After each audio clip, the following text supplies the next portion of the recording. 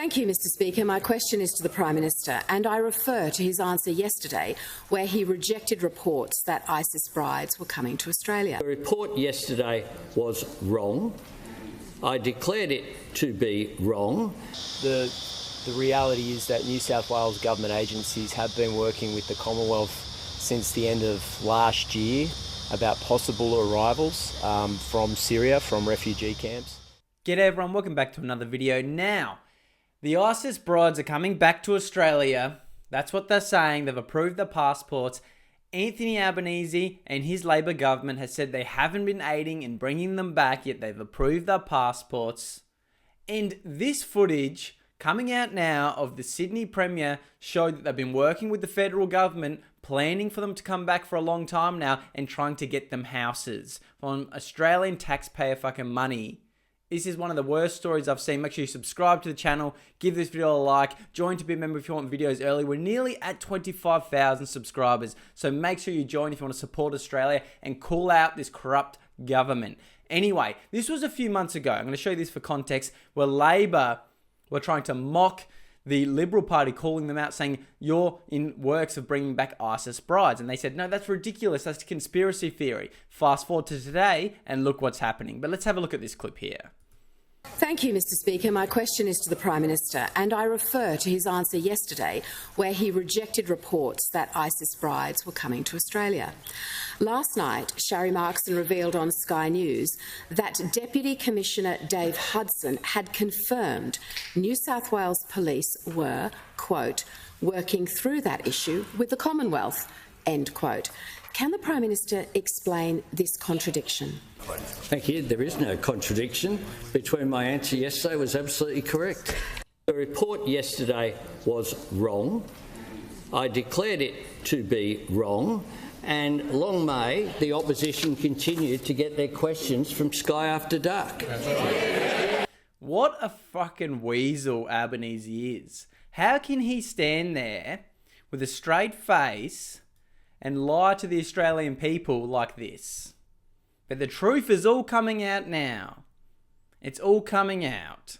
But what do you expect from the Labor government when they've got support from the Greens with complete radicals like this trying to frame ISIS brides that went over there to be terrorists, fight for ISIS? They frame them out to be innocent people. Look at this shit. I mean, it is pretty disgraceful that the government is not repatriating and facilitating the return of women and children who are Australian citizens. They lost their Australian citizenship, in my view, when they went to join ISIS. Stop trying to frame them as that innocent people.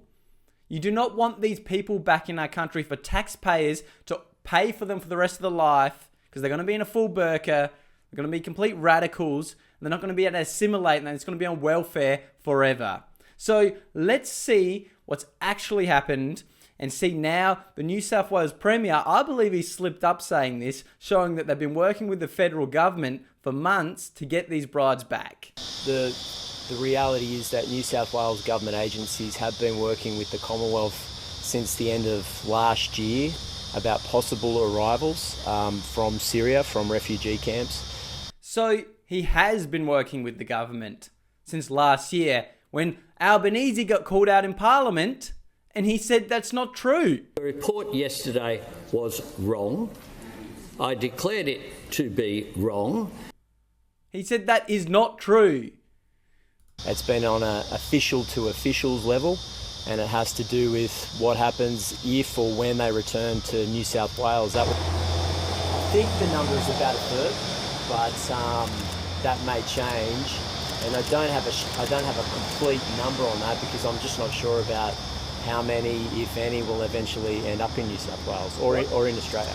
And how is it the taxpayer and the government's job to bring these people back and figure out what to do with them? How about leave them the fuck over there or put them straight in prison? I think most Australians would recognise that they didn't make this decision to put themselves in harm's way. A 4-year-old or a 3-year-old hasn't made a decision to sign up with Islamic State, and if they were... But their parents did, and they went over there. It's not our fucking problem.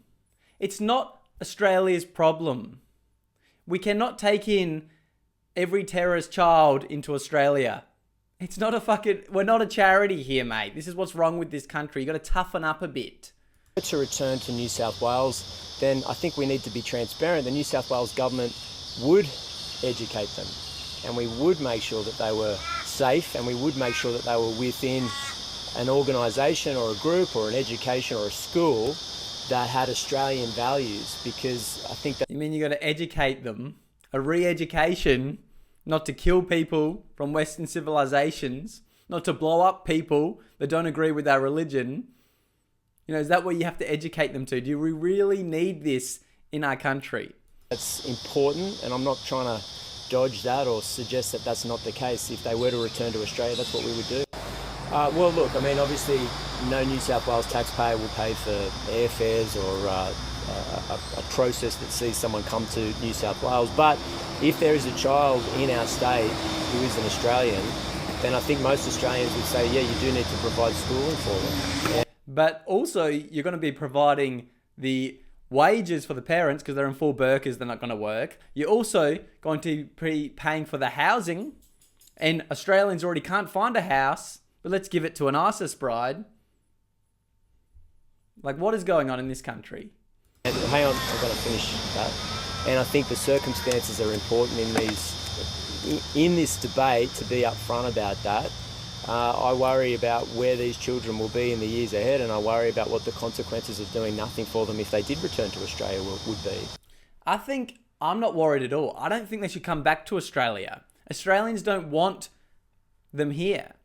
You must say I'm cold or they're just innocent children. It's not our problem. You can say that about millions of kids around the world. It's their parents' fault. They went over there to join ISIS, to fight for them, and they had kids over there, now they want to bring them back. It's not going to fucking happen. It shouldn't happen, but it is happening because we've got weak leaders like this with a suicidal empathy that are too weak to stand up for the safety of Australians first.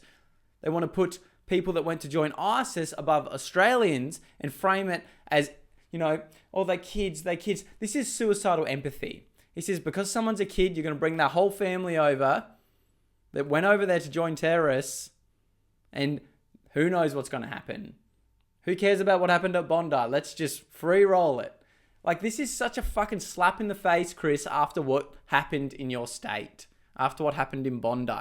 I really didn't expect you to be out there this week. Well, I'm not surprised, but like this, the blatancy of trying to manipulate the Australian people to say, oh, but they're kids. Mate, it's not going to work anymore. Australians are sick of this suicidal empathy where you want to give everything away to every other country, bring people back in this country that went over to join terrorists, give them all the taxpayer money, never work a day in their life, have another 10 kids, and probably implant those radical views into our communities. Because do you think the parents that joined ISIS aren't going to have those views? And what, you're going to have them on a watch list for the rest of their life under taxpayer money? It just goes on and on and on. It does not end.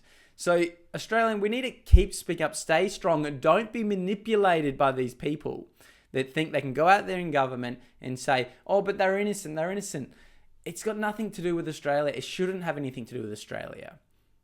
So it's time we keep standing up, be strong, protect our borders, protect Australians first, stop wasting our taxpayer money on suicidal empathy. Albanese out there lying with a fucking straight face, as we've just called him out. It just doesn't end, does it? It does not end. Anyway, make sure you subscribe. We're nearly at 25,000 subscribers. Let's get there before the end of the month. Make sure you like the video, join to be a member if you want to support my message and speak up for Australians. Thank you so much, everyone, for watching, and comment down below what you thought of this video and what your opinions are on this.